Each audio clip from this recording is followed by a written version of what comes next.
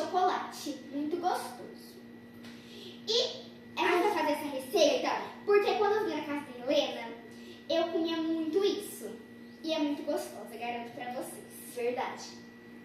Nós vamos Precisar de meia xícara de farinha de trigo, meia xícara de chocolate em pó, meia xícara de açúcar e meia xícara de leite. E margarina. Vamos colocar a farinha, meia xícara de chocolate em pó, vamos colocar também. E meia xícara de açúcar.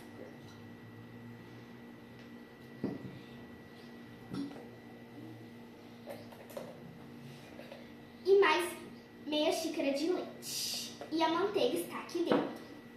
Agora a Helena vai mexer a massa até ela ficar homogênea.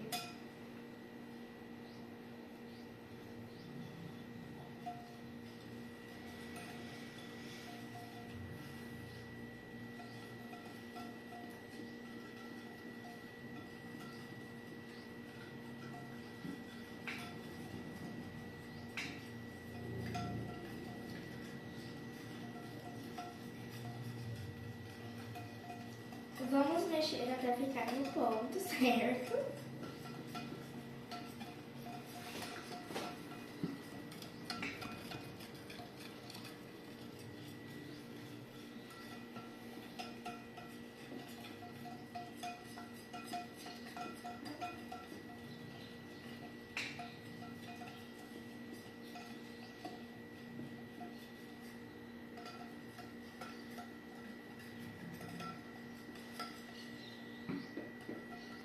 Agora nós vamos colocar o nosso brownie no micro-ondas Por 4 minutos.